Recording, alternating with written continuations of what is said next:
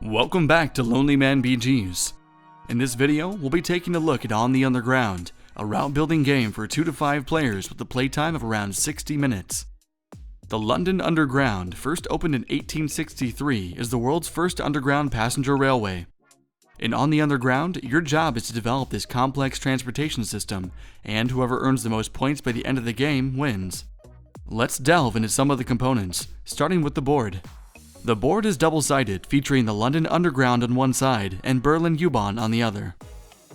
On the London side, players will build lines from Wimbledon to Westminster, from Westminster to the London Bridge. On the Berlin side, the rails will span from Zehlendorf to Frankfurter Allee, from Zitadel to Westhaven. Players begin the game controlling 2 to 4 lines, each of a different color, depending on how many players are in the game. The players' colors are determined by these score tiles, which also keep track of the player's score throughout the game. On a player's turn, they will typically be able to take up to 4 actions. They will either build a track by placing their track tokens on the board, or they will take a branch token.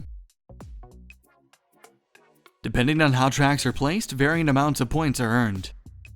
When a player first places a new track, it can be placed anywhere on the board. Once that line has begun, however, further track tokens are placed only to extend the line at either end. If a player wishes to branch off from this line, they must spend 2 acquired branch tokens. As you can see, in some areas on the board, multiple tracks of different colors may be placed. On their turn, players will want to coordinate the building of their lines with the movement of passengers. At the advent of every turn, as well as the setup of the game, 4 destination cards are shown face-up next to the board. The destination deck is made up of 2 types of destinations, Standard and Express, randomly shuffled together. Express destinations are shown in gold, while Standard destinations are shown in silver. These destinations correlate to locations on the map, which are marked with destination tokens. For example, we've drawn 2 Express and 2 Standard destination cards. When both Express and Standard destinations are available, the passenger will make 2 movements, first to an Express location, then to a Standard location. If only one type of destination is available, then the passenger only moves once. The passenger will travel to these locations following a few rules, and players score points if the passenger uses their line. Once the passenger arrives at a destination, that destination card is discarded from the game, and after all passenger movement, new cards are drawn. Once no more destination cards are left in the deck, the end game is triggered. Let's talk a little bit about the scoring mechanisms. In general, players will earn points for connecting to a national rail or a terminus station.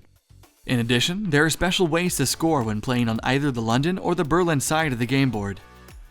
For example, on the London side of the board, players will earn 3 points when connecting 2 connection tiles via the same line, which were placed randomly during setup. In addition, players can try to create loops, and for every station inside the loop, they earn 1 point. The Berlin side of the map also rewards players for collecting landmark tiles that are found on the board. And this concludes our overview of On the Underground. Thanks for watching.